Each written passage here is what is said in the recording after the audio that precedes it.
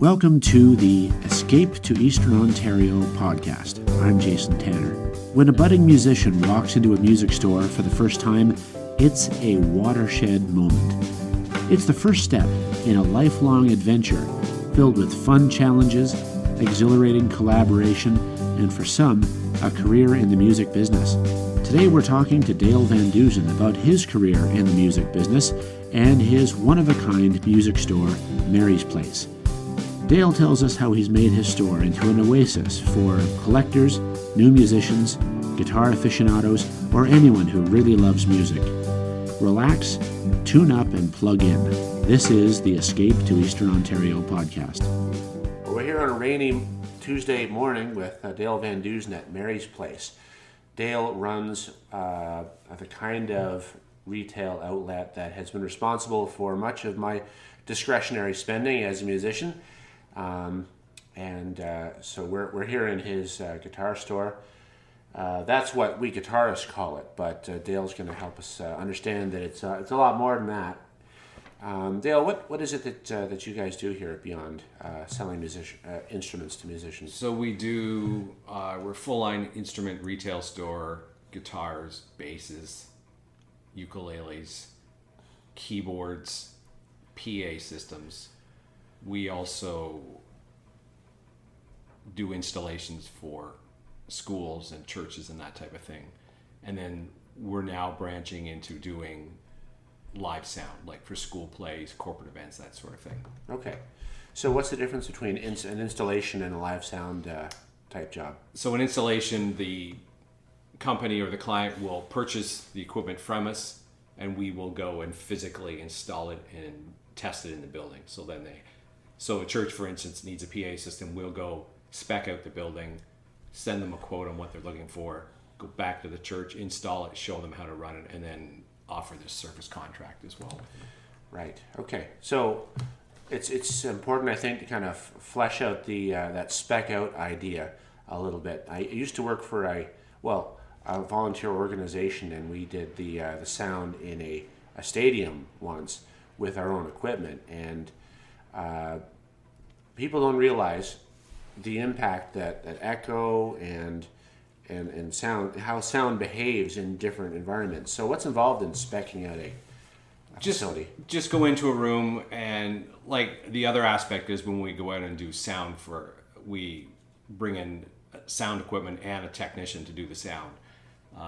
So for a school play, we'll go in, we'll look at the room, we'll figure out what it needs to sound good and bring that gear in, and then in this instance of a play we did a couple weeks ago, we go in and we run it for the duration of the play schedule, and we just operate all the microphones and just make it sure it sounds good in the room. Right. There is a ton of work involved. Yeah. You can have, if you go in with not enough PA, the performance is going to suffer. You can go in with too much. You can always turn it down. You can't turn it up if you don't have the power, kind of thing. Okay. So what kind of chances am I taking if I'm putting on a public event and I decide I'm going to save some money, I'm just going to go rent what I think I need and then turn it on the night of? Most of the time, you'll make out okay. It's a lot easier to hire someone that knows, like a professional that knows what they're doing. I get the budget constraints people are under, but it makes your life a lot easier if someone's there to take care of all that technical stuff for you. Right. And I think people around here now are starting to realize that. Yeah. You can bring in a sound tech and a decent system for not a lot of money and get the job done properly. Right. Just one less headache they have to deal with. And we've both been in bands, so people don't realize the stress, if they've never been through it, of setting up a performance environment, because it only will exist in that moment. And there's a lot of things that can go wrong. If it goes right, it's wonderful. If it goes wrong, it's awful. And there's very little in between, right? Oh, correct, yeah. There's nothing better than going to a venue that has a house technician and a PA system already there. You just go and do your thing. And if your band sounds good to start with and your volume's proper on the stage, that's half the battle right there. But when you're mixing yourself, that's one thing you have to think of the whole night. Right. And I think as a singer or guitar player, your focus is split for the night. What's it sound like out there? Nobody's telling me. I got to adjust this. I got to just get up there and play and let someone else do it for you if you can.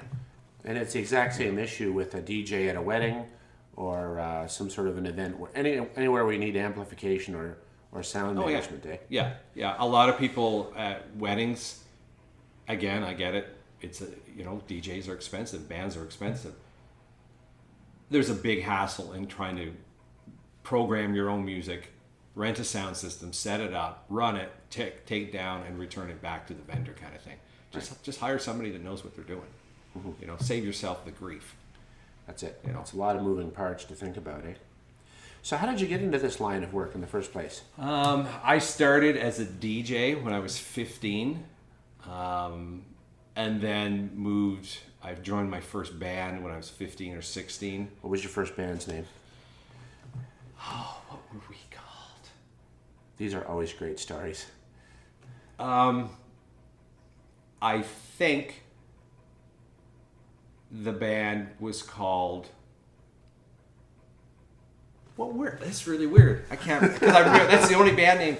Well, we had a band called Street Legal and a band called The Shock. Right. But I'm trying to remember what the first band, because it was kind of amalgamation of both those two bands. I think we were called ER, which stands for Electric Rainbow, at the very start. Oh, wow.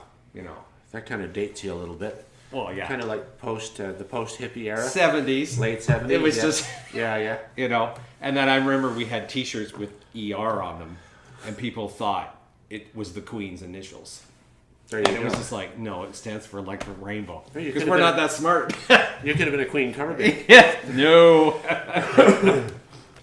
But that being said, our first live performance was at our high school in a coffee shop, but in the drama theater room.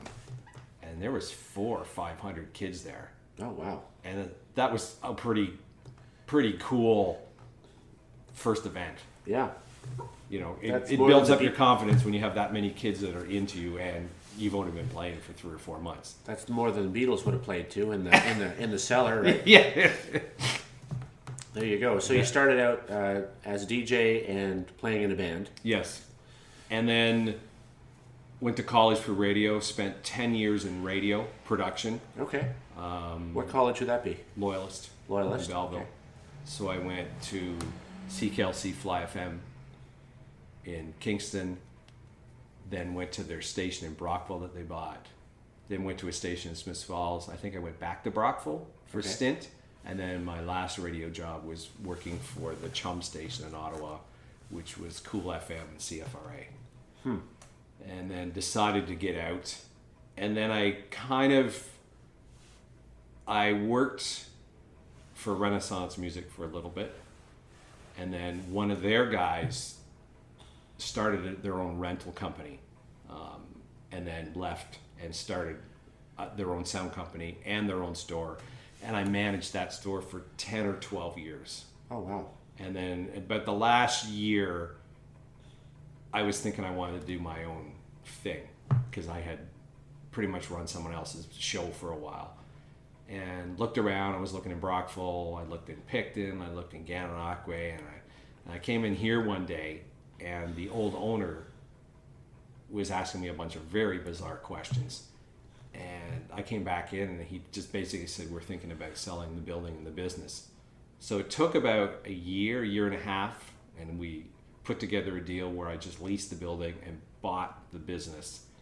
And I believe it was July 2013 we signed the paperwork. Walked in, signed the paperwork, got the keys, done, walked in the next day. And it was a pretty amazing feeling to walk in here the first Saturday, sit down in the office and go, I haven't got a dime left in my name, because I just put it all out on the table. And so it was a little scary at the start, but it's the best thing I've ever done. That's awesome. You got to have faith in yourself, because there was a lot of naysayers out there that said, what are you doing? Are you out of your mind? Yep. But we had put together such a good deal to get this. And the other contributing factor to me leaving my old space, or my old job, was my younger sister had passed away at, I believe she was 48 of cancer. And I said, I just said nothing matters anymore. I got to do what I want to do. So Yeah. I turned 50 and bought a music store. That's fantastic. Which again is the best thing I've ever done. You know, there's nothing better if you can do it than working for yourself. So what's the biggest surprise that you get from being on the other side of this?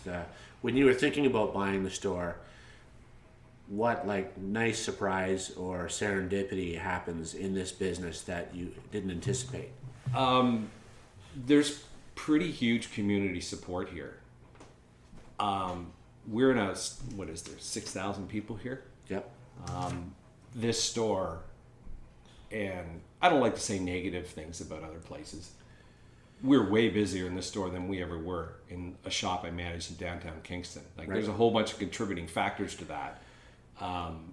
But you'll have your slow days, but we are just steadily more busy. We do way more business than I ever did in Kingston. Wow. And there's, and I'm surrounded like on both sides by huge corporate music stores. And it just makes you up your game. Mm-hmm. You just have to remain competitive with them, because there are still people that want to shop in a smaller shop. They like the small. If they can get it local, they will. I shop the same way. I get it local till I can't. Right. Anything. Gotcha. Yeah, and that still puts a lot of pressure on the local proprietor to provide a proposition that still makes sense to the entry level person who's maybe only thinking about cost. And believe it or not, we don't sell a ton of entry level things. Like, I think our lowest end guitar is about $175. We sell a fair amount of them. We sell way more mid-range and higher end stuff here. But as a guitar player, I will say you have curated even your the low price stuff is not low end. Yes, like you can get for, like I say, $175 to $250. You can get a pretty amazing beginner guitar now. Yeah. Which didn't used to, 10 years ago, a $200 guitar would just be crap, and now they're pretty decent. Yeah. Even like Art and Lutherie, which is one of the ones that you have here. If you're thinking of playing the guitar and you want to start with something decent without, breaking the bank, I like that Art and Lutherie is extraordinary. Yeah. They're out of Quebec, I believe. Yeah, Canadian company. Godin is the head company, so we carry Godin and Seagull. Guitars are all made in Canada. They own their own forests. It's an amazing Canadian company. They own their own forests. Well, they started doing that, I think, back in the 80s and 90s. They just started buying up property and with acreage, so they could, and that's why they could build so well. And then they were buying old factories and repurposing them into guitar factories. I haven't done the tour of the factory yet, which I want to do in the fall, but they seem like a pretty amazing company, and people like that they're Canadian-made guitars. Right. The story is great, and even if you don't have the story as a guitar player, they're just beautiful for the price point, and they sound awesome. And I believe the company's owner is Robert Godin. Like, there's some amazing YouTube videos of him doing factory tours. Their attention to detail is scary. Yeah. Huh. And that's amazing. And a North American manufacturer on its own is its own story, right? Any manufacturer in North America competing with China is a... Well, they have their labor costs are so much higher. Sure. But that being said, like these Godin guys and Seagull, they're going after guys like Martin and Gibson. Godin just came out with a line of acoustic guitars, and you'd be hard pressed to find a Martin or Gibson in that $1,800 to $2,000 range that'll compete against this guitar. Right. That's my opinion. There are people that'll just say, "Oh, it's not a Gibson, it's not a Martin." You have to play it. Yeah. Yeah, side by side or blindfold, it's impossible to tell. Yeah. That's right. Yeah. So how do you curate you have a limited shelf space here, so how do you pick what you sell? You always have to make sure you have the basics of strings and picks and capos and cables, all that stuff that people buy on a regular basis.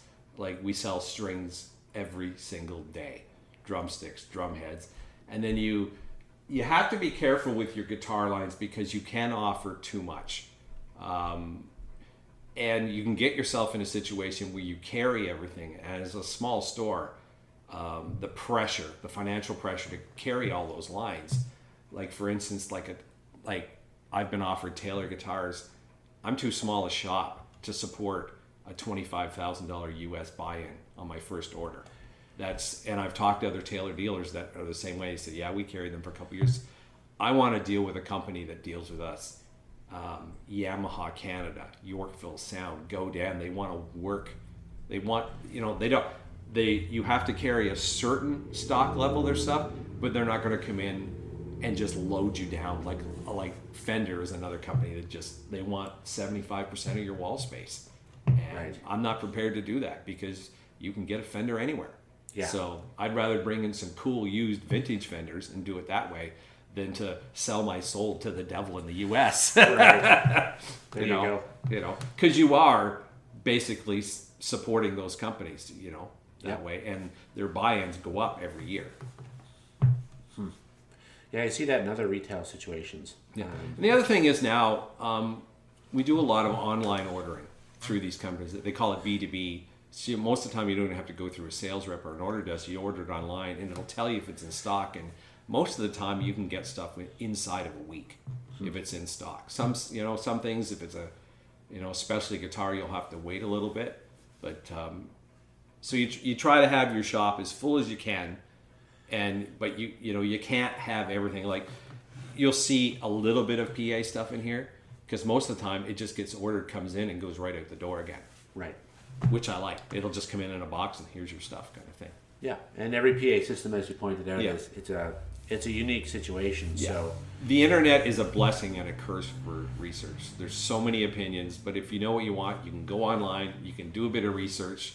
You can filter out the bad reviews or the people that are just seeking attention or whatever. Yep. And then just say, make an informed decision. Say, I want to order this, pick up the phone kind of thing. There you go. Yeah. And we're pretty competitive price-wise too. Because you're Napanee, you're not Toronto. Yeah. Every store is required to sell at what they call MAP pricing. So if minimum advertised price. So okay. If I post something online or in a trade magazine, I have to adhere to so us and any other store that's selling the same product have to sell at the same price kind of thing. Right. Yeah. If you're advertising online, that's because everybody would be just gouging each other if they didn't. And once you get into that process, you lose too much money. I'm not in the business of selling stuff just to have money come through the door kind of thing. Yeah, you're not at war with other retailers. Yeah. You're still trying to make it. I know small retailers that just absolutely hate the long McQuades and stuff. Get used to it. They're here to stay. They're not going anywhere. You can compete with them. Yeah. They're a huge operation, but you can absolutely compete with them. And is it fair to say that because of their enormous amount of buying power and shelf space, they provide an entry level? They introduce entry level customers into the marketplace who end up in a boutique shop like yours. Oh, absolutely. Yeah. They'll always have their customers they have a great rental department, but they advertise all their prices online, so I can just go online and say, what do they sell that for? Perfect, I can sell it for the same price. Mm-hmm. It's you have to be aware that anybody has a store is your competitor, and you can't just say, oh, Long McQuade's coming to town, I better sell or close up kind of thing. I think that's the wrong attitude. You shouldn't be in business. Mm-hmm. If you haven't got the the cojones to stand up, you shouldn't be in business. Yep. You have to. Business, self-employment, it can be very stressful. There's good stress and bad stress, and you have to be able to ride it out. You can't be walking around worrying. You have to enjoy what you're doing. So you've obviously been able to consciously find your voice in the marketplace, in the sense that you know why you're distinct, and your customers understand that as well. I know what I'm looking for when I go into a store, and I try to provide that same customer service. So what are you looking for? I just want good customer service. I want to be, when I walk through the door, hey, how's it going?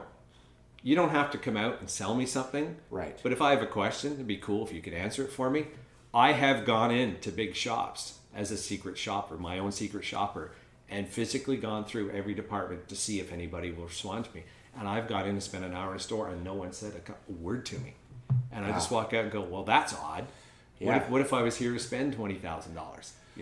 I always greet everybody, and I don't care if you're buying something. If you're just here to, if you want to come in and browse, that's when you're going to find something you're not looking for. Yeah. I have lots of guys that come in here for guitar pick and then walk out with a guitar.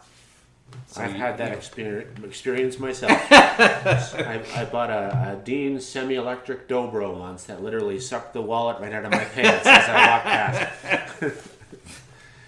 No, and we're not commission sales, so we're not like, you go into like a Leon's or something, get out of my face. Yeah.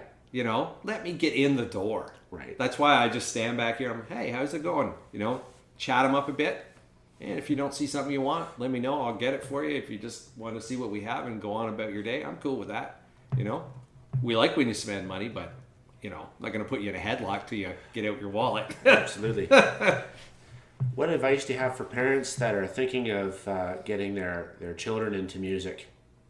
So if you're going to get a child into, or a teenager into like guitar or piano or whatever, pick a decent, don't go for the cheapest, sign them up for a month or two of lessons. We don't get into a lot of instrument rentals here, but spend $200 on a guitar. And if they don't like it, you have an instrument you can always sell or give to another kid, kind of thing. But if they've never played in their lives, always go the lesson route for 1 or 2 months. That will help them greatly. Right. It won't be I was lucky because I walked into a band situation, which is probably the best learning experience I ever had. In hindsight, I would have liked, a bass player. I would have liked to take some piano lessons, but I just got going too fast to do that kind of thing. But just check around, and if you're unsure, bring a player with you. Bring somebody that's a musician, and they'll they can play it. They can test it for you. Because there are places that'll just sell you or upsell you. You walk in saying you got a $200 budget, walk out with a $1,000 acoustic guitar. Right. Which, I'm sure the shop owner's happy, but I want the customer to feel good when they leave. Say, hey, I got a decent guitar for a decent budget. I'm happy with that, and I got some lessons. Right. Kind of thing. It's like, oh, Jesus, I just spent $1,000 on my 10-year-old kid. I wasn't looking to do that. Right. Yeah. Yeah, and you don't have to worry about amplifiers and all that stuff. You can start fairly simple. Oh yeah, an acoustic, you just need a guitar and a pick. Yeah. Kind of thing. And then, because I know a lot of kids want to get right into rock and roll and get an electric and stuff, but you start in an acoustic, you're set. You've got that base for the rest of your life. Then you can switch to electric and always, you sit on the couch, play your acoustic. You don't have to plug into anything. You can always come back to it. Yeah. So you guys have a focus on lessons here as well. Yeah, we do guitar lessons and we do drum lessons. We did do piano lessons, and we had a really good teacher, but she was involved in doing lessons at a church. So if someone comes in for piano, we just forward them on to her because she's a very good young teacher. Right. So, and I get that. It's like, if you're too busy to come in here, and it's hard to find good teachers too. I don't want to offer lessons and have substandard teachers, because the guys I have teaching drums and guitar are very experienced players and teachers, and that's what you want. Right. So you don't want someone who's just awesome, because sometimes they're a little bit too rarefied to teach. Oh yeah, anything. you can be the best. I have friends that are amazing musicians, and they know themselves they wouldn't be good teachers. I've tried to get them. I have no interest in teaching. I don't have the patience, and that's fine. Yeah. I respect that. Rather than make $1, they can make easy money, but they know they're not. But playing, they're some of the best out there. Gotcha. But, So the best way to find a good teacher, particularly in our area, would be coming here to talk to you about that. Yeah. And if I have people come in and they want banjo lessons or fiddle lessons, I send them to Kingston or Belleville, because we don't offer that. Right. It's like, especially banjo, that's a pretty segmented part of the population. And I honestly don't know any banjo teachers. I know banjo players, but nobody that wants to teach. Right.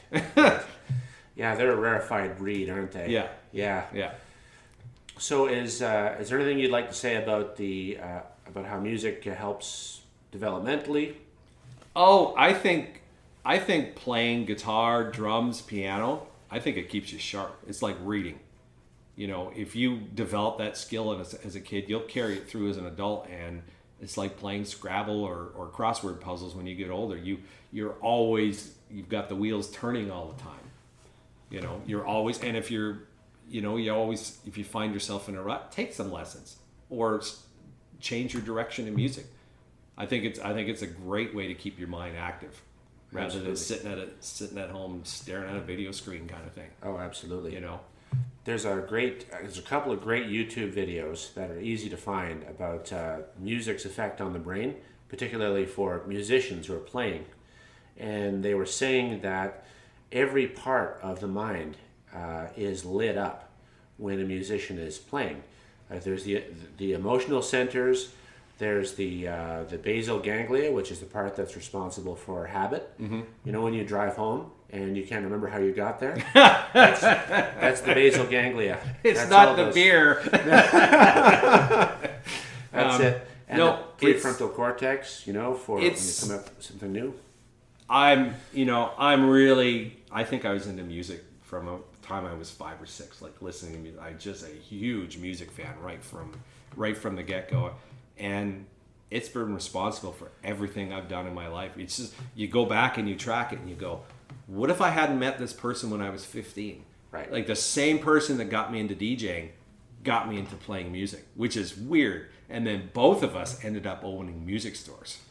Cool. Which is even weirder. Yeah. And so I have one, and he still has one.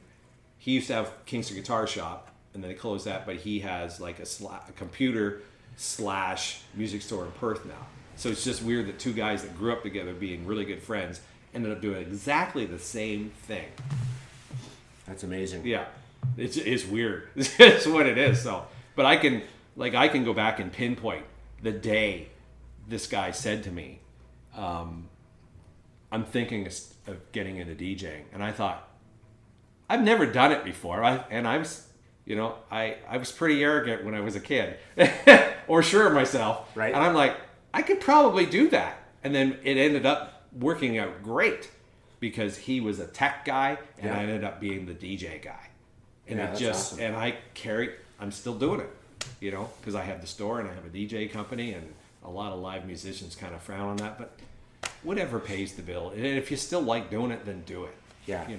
And I think that's useful to point out that there are a lot of very talented artists that are a bit snobby, and it's nice to deal with someone who has the openness to be able to help you explore whatever musical direction you're taking. Oh, absolutely. I know what I like, but I don't look down on guys that like country or bluegrass or whatever. It's, you like what you like, and as long as you're playing music, I don't care. Yeah. If you're good, you're good. And that stuff is like I'm a huge disco fan, but I also love listening to hard rock when I'm driving in my truck or my car. But I just love disco. And people are like, it's crap. I said, try and play it. Yeah. Try and play it. There were some pretty phenomenal players back then, That's just my opinion. I'm sure there's a lot of people that would disagree with me. Well, that's okay. Yeah, I have a soft spot for 70s UK electronica. Yeah. And whenever I hear it, it just does something to me. Yeah. Maybe it was because I was watching cartoons when I first heard it. It takes you back. Yeah. Certain genres of music you can pinpoint, where you were in your life kind of thing. Like Joe Satriani always reminds me of Japanese cartoons. Yeah, just the way he plays, yeah. And it brings me right back to watching, cartoons at my cousin's house. But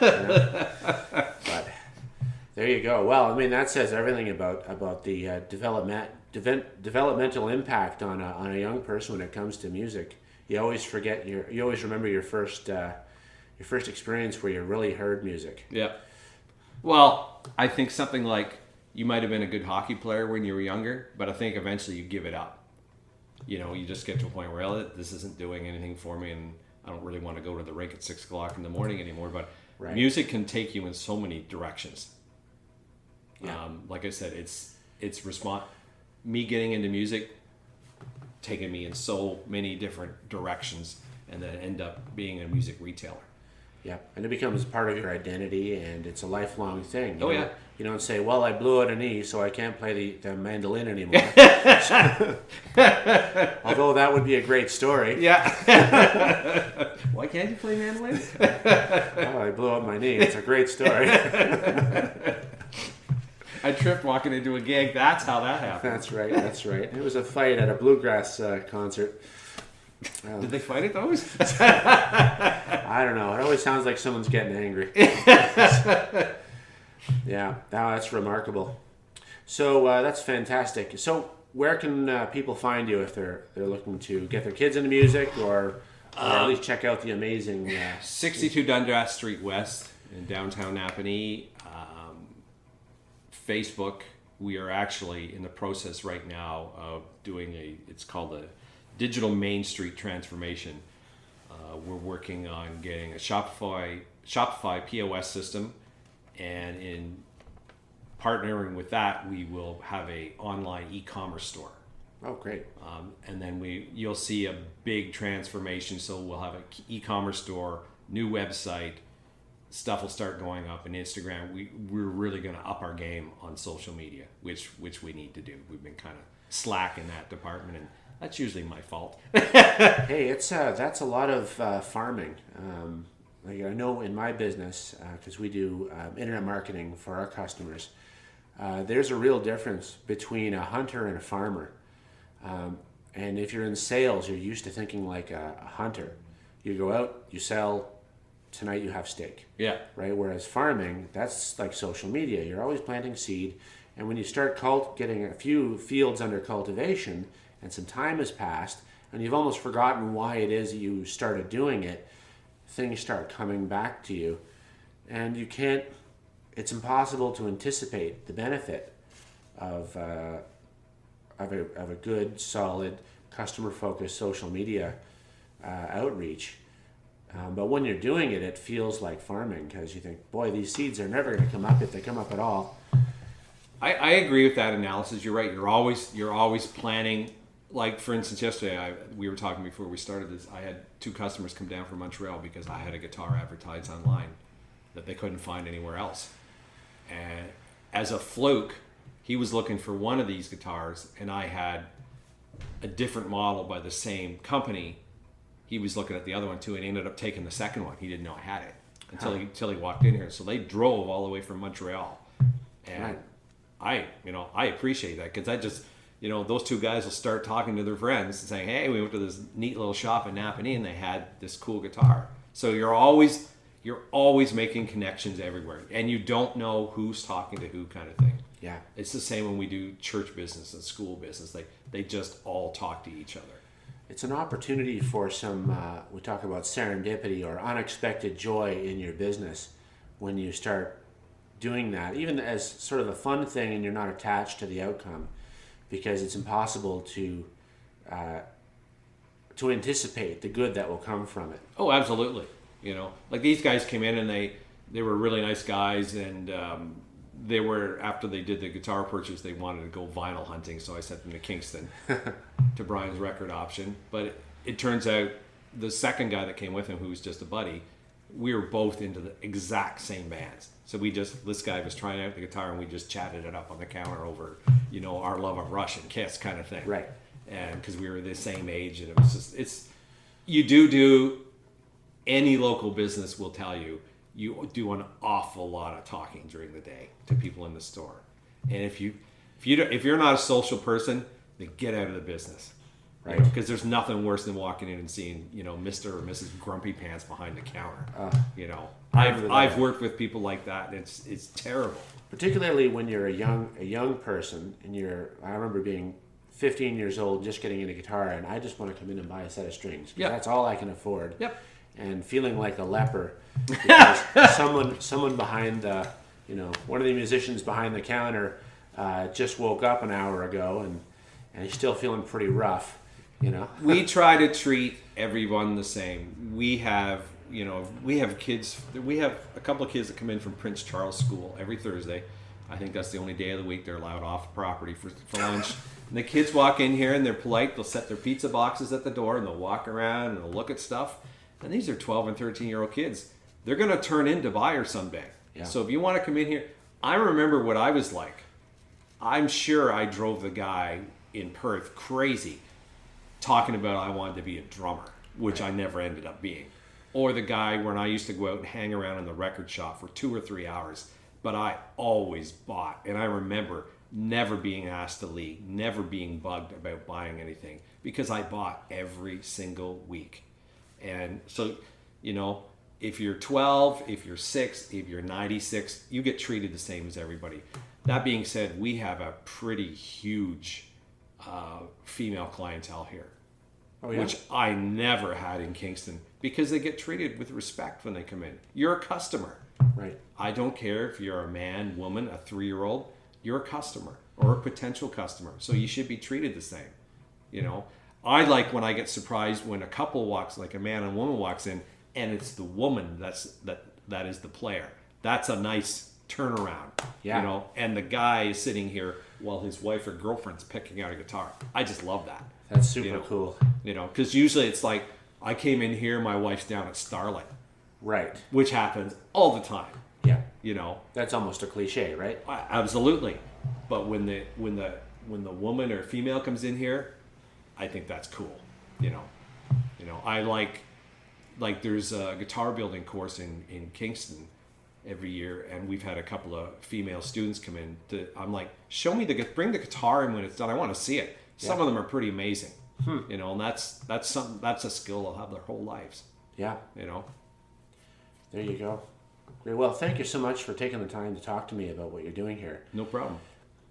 And encourage everyone to come down and experience a guitar store like Mary's Place. If you've never been into one, it's not a secret club or an inner sanctum or a Mason Lodge or something like that. It's meant to be experienced. And a good place to start is Mary's Place because you know you're going to get a friendly face when you come here.